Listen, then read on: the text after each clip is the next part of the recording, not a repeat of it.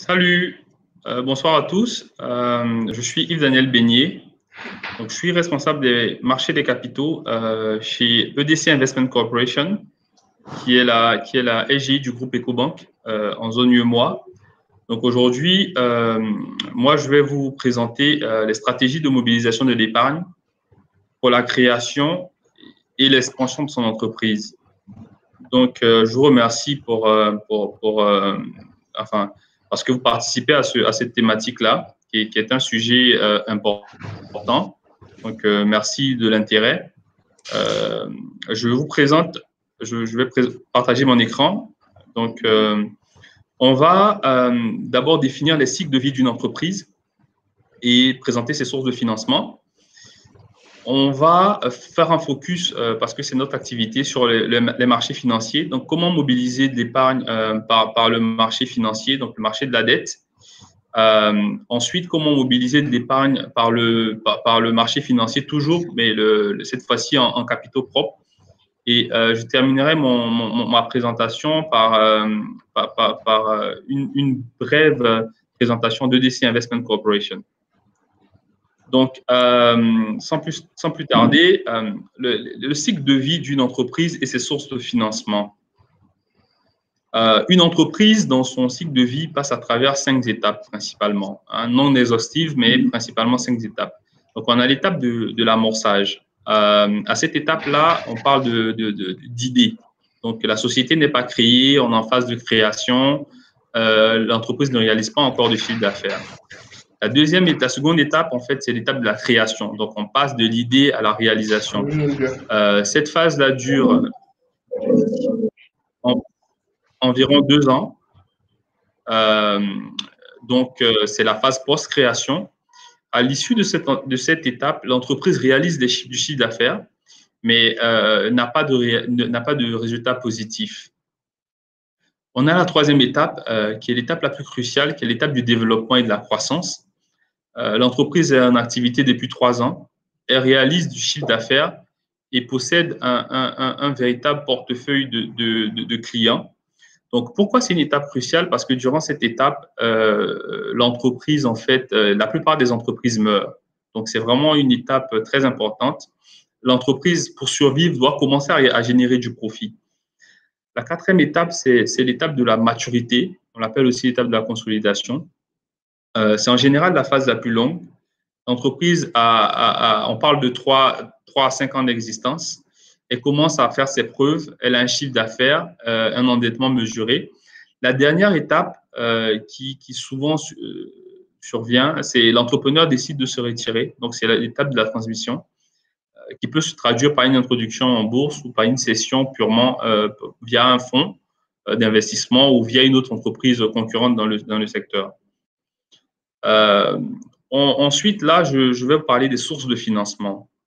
Donc, il faut bien comprendre qu'on a deux principales avenues. On a le financement interne et le financement externe. Donc, chacune de ces avenues-là, on a l'opportunité d'avoir des capitaux propres ou de la dette, pour la deuxième surtout.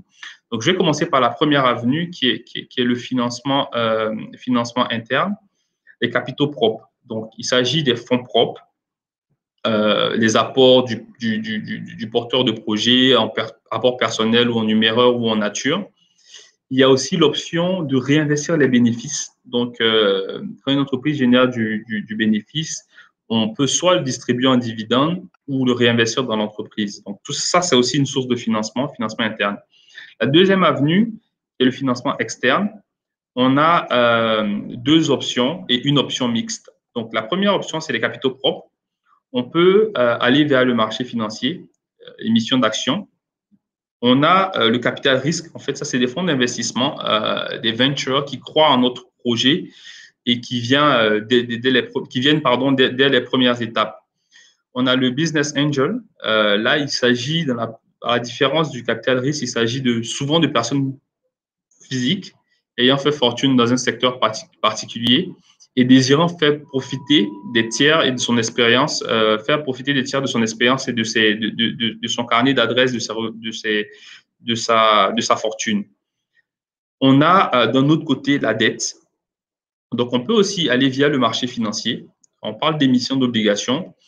On peut aller via des établissements de crédit. Donc, l'emprunt bancaire, il faut savoir que l'emprunt bancaire, c'est le type de financement le plus utilisé. On peut avoir recours aux institutions de microfinance qui sont de plus en plus populaires dans la zone. On peut utiliser aussi les aides publiques. Donc, on parle de subventions, on parle d'exonération fiscale. À mi-chemin entre les deux, on a ce qu'on appelle le capital mezzanine. Donc, c'est un moyen de financement hybride qui est un peu de dette, un peu de capitaux propres. On parle souvent de dette convertible. Donc, à un moment donné, des gens nous prêtent de l'argent en espérant que notre entreprise croisse et qu'ils puissent convertir cette dette-là en capitaux propres. La prochaine slide, je combine un peu les deux premières slides. Donc, c'est le cycle de vie de l'entreprise et les options de financement disponibles. Donc, c'est très important de comprendre en fait que à chacune des étapes de la vie d'une entreprise, il y a des financements, des sources de financement qui sont disponibles. Donc, au stade de l'amorçage et de la création, on a une idée. On n'a pas encore de chiffre d'affaires. Donc, à ce stade-là, on n'a pas l'option de la dette. On va venir avec des fonds propres. On va faire appel à un business angel, une personne physique qui croit en nous, qui croit en notre projet, qui a les moyens, qui a l'expertise. On va faire appel à des fonds d'investissement que je mentionnais tantôt, des ventures qui vont venir dès le départ également. Ensuite, passer ces deux étapes-là, à l'étape du développement et de la croissance, là, on a plus d'options. Donc, on peut toujours aller en capitaux propres, fonds propres du propriétaire ou des investisseurs porteurs du projet.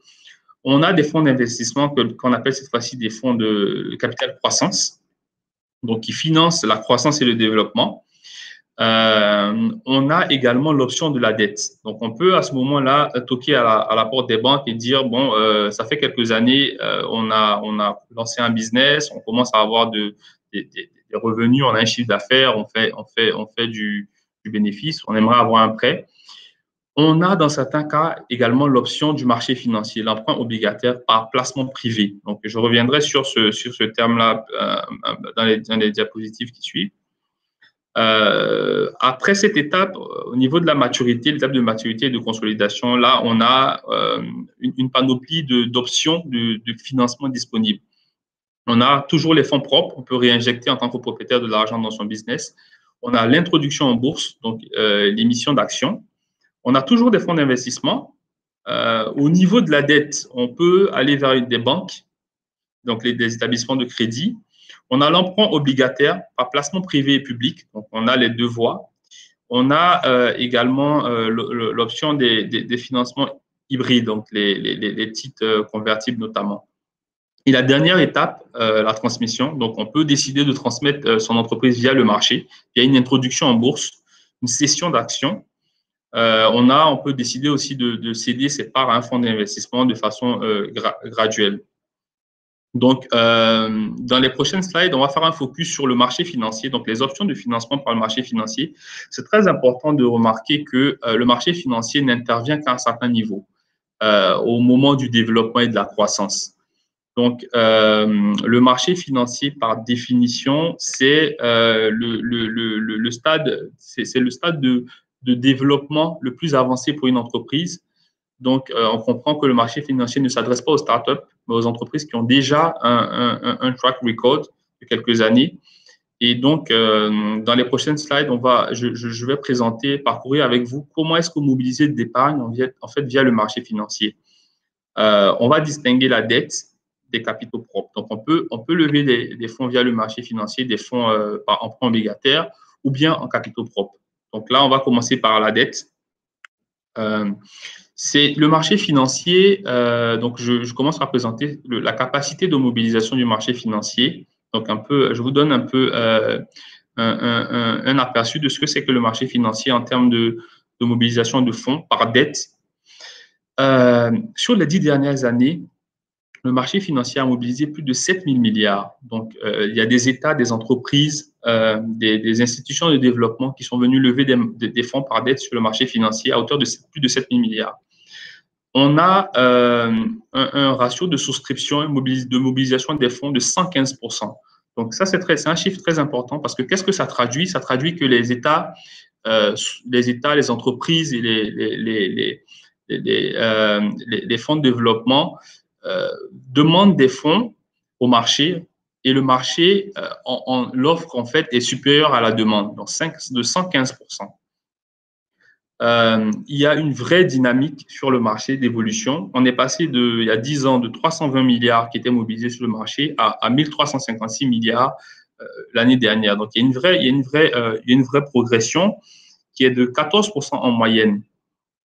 Il faut reconnaître que les principaux émetteurs, donc les gens qui viennent chercher du financement sur le marché par dette, c'est principalement les États.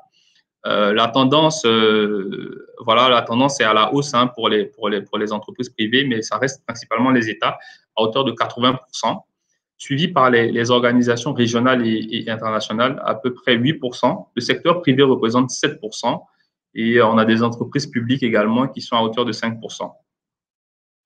Si on fait le focus sur les entreprises privées, donc le secteur privé, au cours des 5 dernières années, c'est 248 milliards qui ont été mobilisés pour les entreprises privées, pour un montant recherché de 317 milliards. Donc, on a un taux de souscription autour de 78%, ce qui est un bon indicateur. L'avantage du marché financier au niveau de la dette, c'est qu'il est flexible. Donc, on a des maturités qui partent, vraiment, je parle du secteur privé là, qui partent de 5 à 10 ans. On a une propension plus élevée sur les maturités de 7 ans, à peu près 80%. Les maturités, comme je dis, partent de 5 à 10 ans. On a des taux d'intérêt qui varient entre 6,7 et 6,9. Donc, on a un spread qui est très faible comparé à certains marchés développés. Un spread de crédit, hein, parce qu'il y a des États, je prends le cas de l'État du Mali, qui est la plus récente des émissions sur le marché financier. L'État du Mali est à 6,5. Donc, avoir un corporate à 6,9, 6,7, la prime de risque reste plutôt faible. Donc, c'est un gros avantage pour notre marché. Comme je dis, la dynamique est positive. De plus en plus d'entreprises viennent sur le marché financier pour lever des fonds par dette. Une des raisons aussi qui permet ce dynamisme-là, les banques ont des contraintes aujourd'hui. Le financement bancaire est limité. Les banques ont des contraintes sur les signatures. Une banque ne peut pas être exposée à un certain niveau sur une même signature. Donc, ça laisse très peu de marge aux entreprises qui commencent à avoir un vrai intérêt pour le marché financier. Donc, quelles sont les conditions d'accès au marché financier? Je reviendrai un peu plus en détail dans les prochaines slides quand je parlerai de la mobilisation de l'épargne, enfin, lever des capitaux propres via le marché financier. En gros, aujourd'hui, pour résumer cette slide-là, pour lever des fonds sur le marché financier, il faut être une SA, il faut être une société anonyme. Il faut avoir des états financiers. Il faut être une société établie sur le territoire de l'UEMOA ou un État ou une collectivité locale. On a deux principales voies sur le marché de la dette. Donc, on a ce qu'on appelle des appels publics à l'épargne, des APE. Il s'agit de montants supérieurs à 20 milliards. Donc, c'est comme le nom l'indique, on fait vraiment un appel public à l'épargne. On sollicite en fait le grand public. Les montants sont conséquents. La deuxième voie, c'est un guichet un peu plus rapide, qui est l'émission obligataire par placement privé. On parle de montants qui vont jusqu'à 20 milliards. L'émission est réalisée, comme je dis, par placement privé. Donc, on sollicite uniquement des investisseurs, des investisseurs avertis. On a le droit de solliciter que 100 investisseurs au maximum. Donc, il s'agit comme je dis, d'investisseurs vraiment avertis qui vont nous accompagner, qui vont nous faire un prêt, en fait, via le marché financier. Donc, c'est un emprunt obligataire par placement privé. Bien sûr, les contraintes sont moins élevées que sur l'appel public à l'épargne. La mobilisation pardon, de l'épargne par le marché financier des capitaux propres. Donc, on peut également solliciter des capitaux propres via le marché financier. Donc, il s'agit de l'introduction en bourse. Quelles sont les conditions d'admission? Donc, comme je disais, le marché financier, c'est vraiment le stade le plus avancé de la vie d'une entreprise. C'est important de comprendre que le marché financier ne s'adresse pas aux startups. On a un troisième compartiment pour les PME, mais pas encore pour les startups. C'est vraiment, donc il y a des conditions qu'on présente dans cette slide-là. Il faut distinguer trois compartiments sur le marché. On a le premier compartiment qui est le compartiment le plus prestigieux. Donc, on va avoir de grosses capitalisations boursières, de grosses entreprises qui y sont cotées. On a un deuxième compartiment qui est un compartiment intermédiaire avec des entreprises de moyenne capitalisation. Et on a un troisième compartiment qui est le plus récent. C'est en fait un programme que la BAVM a mis en place pour les PME. Pour favoriser en fait l'introduction en bourse des PME. Donc, sur ces trois compartiments, il faut être, la forme juridique, il faut être une société anonyme, donc une SA. Le capital social minimum sur les deux premiers compartiments, il faut avoir 100 millions de capital social.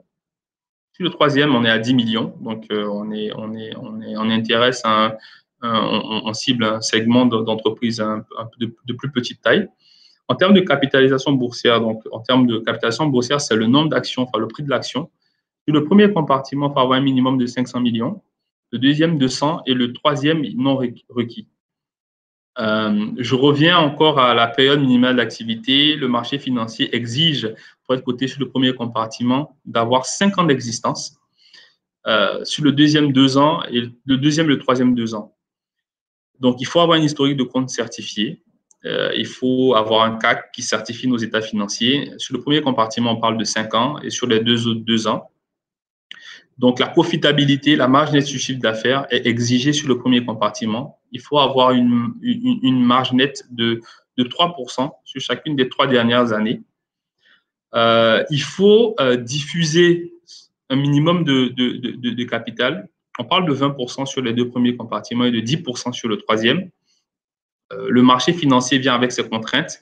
Il faut être à même de publier l'information de façon trimestrielle, semestrielle et annuelle sur les deux premiers compartiments et de façon semestrielle et annuelle sur le troisième. Il faut avoir un business plan sur le troisième compartiment et avoir ce qu'on appelle un listing sponsor. Donc, en tant que PME, si vous voulez faire coter sur le troisième compartiment de la BAVM, vous devez approcher on appelle ça un sponsor qui est agréé par le CREPMF qui va vous accompagner dans les différentes étapes en fait pour pouvoir vous faire coter. Le processus. Donc, comment est-ce qu'on arrive à se faire coter? Donc, il y a deux types de diligences, si je peux dire ça. Il y a les diligences que j'appelle les diligences internes et il y a les diligences externes. Donc, les diligences internes, c'est la responsabilité de l'émetteur, de l'entreprise qui souhaite se faire coter. Donc, avant toute chose, c'est tout bête, mais il faut prendre la décision de se faire coter. Il faut prendre la décision d'aller vers le marché. Donc, ça passe par une validation de cette décision-là en assemblée générale extraordinaire. Ensuite, on choisit un arrangeur, donc une SGI, pour structurer cette opération-là. Le deuxième volet, qui sont les diligences que j'ai appelées tout à l'heure diligences externes, donc c'est le rôle de la SGI. Donc la SGI va prendre contact avec le CREPMF pour les formalités relatives à cette introduction, à cette levée de fonds-là. Donc, la SGI constitue ce qu'on appelle un dossier de visa, voilà, donc, qui inclut un certain nombre d'informations, donc les états financiers, la note d'information qui est le prospectus de l'opération. Donc, on présente en fait aux investisseurs l'entreprise, on présente l'opération en elle-même, qu'est-ce qu'on veut lever comme montant, qu'est-ce qu'on va en faire. Et on demande l'approbation du CREPMF, qui est le Conseil régional de l'épargne publique et des marchés financiers, qui est le régulateur en fait des marchés financiers, qui nous autorise en fait à pouvoir lever ces fonds-là auprès d'investisseurs. Ensuite, on prend contact avec le DCBR, qui est en fait la chambre de règlement, qui est le conservateur, qui conserve les titres qu'on aura émis. Et enfin, la dernière étape, c'est l'étape de l'introduction. Donc, on lève les fonds, on les remet à l'émetteur. Ensuite, les titres doivent pouvoir être transigés sur un marché, sur le marché de la BAVM.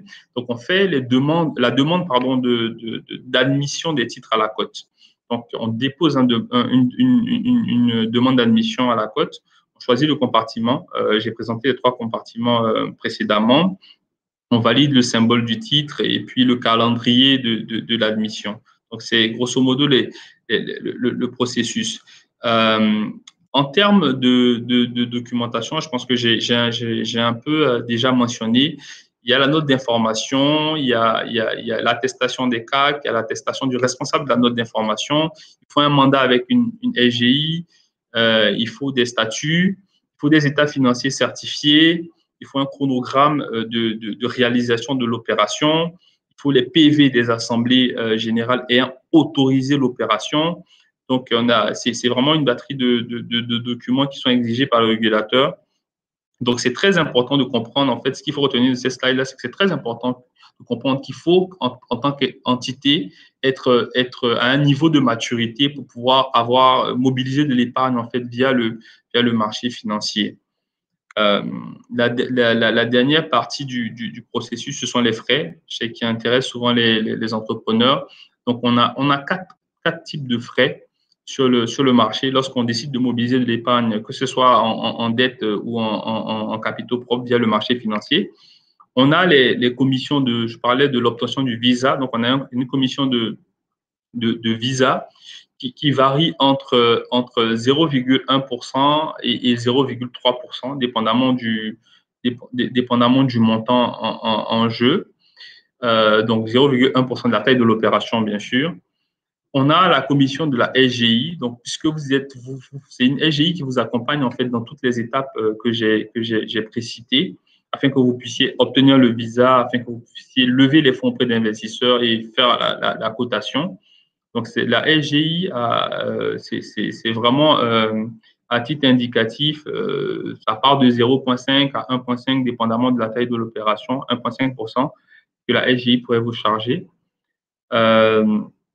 On a la commission d'introduction pour les opérations qui sont amenées à être listées.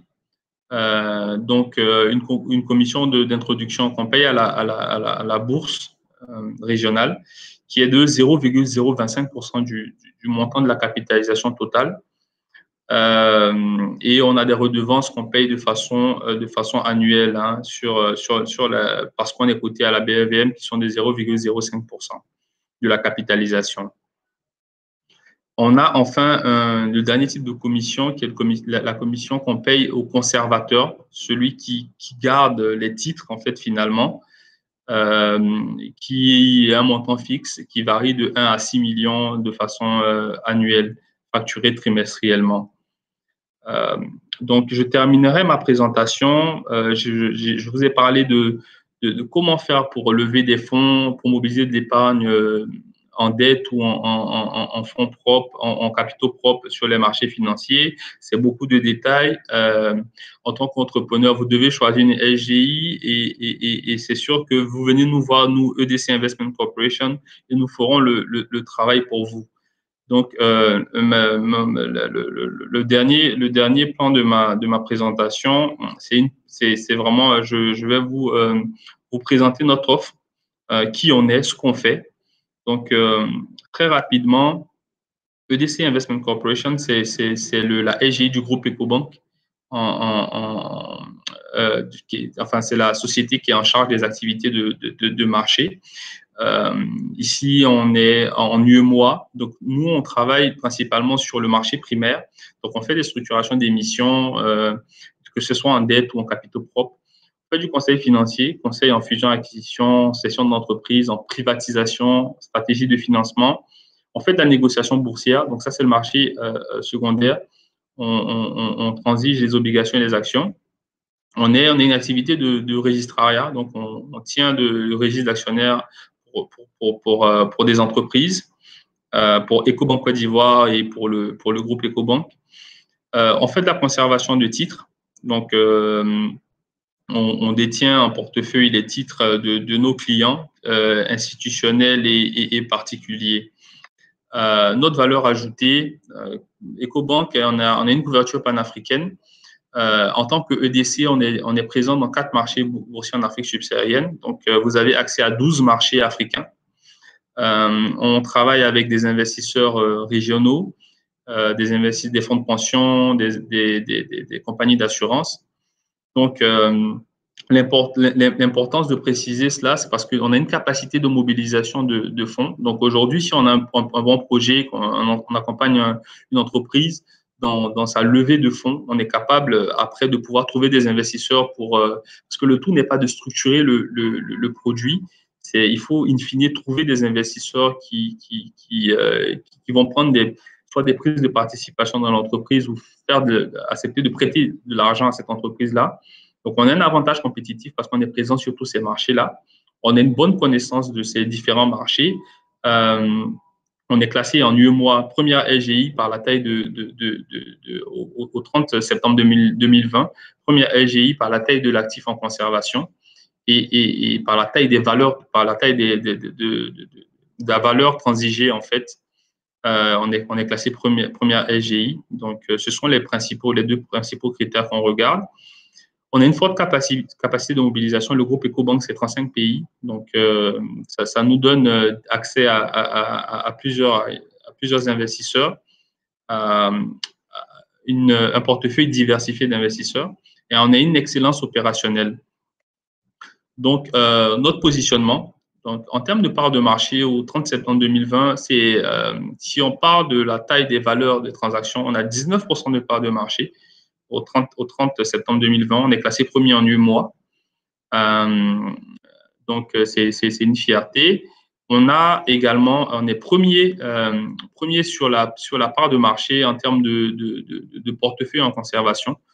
On a un peu plus de 1000 milliards d'actifs en conservation. Donc, ça dénote de la capacité de mobilisation qu'on a parce que lorsqu'on accompagne des entreprises à lever des fonds, finalement, les titres qui sont émis sont conservés dans nos livres et on détient 12,43% de part de marché. EDC a mobilisé plus de 600 milliards sur la période allant de 2015 à 2019. Donc, si vous avez l'intention de mobiliser de l'épargne via le marché financier, vous frappez à la bonne porte et nous sommes disposés à répondre à toutes vos questions. Merci encore de votre attention et on reste disponible.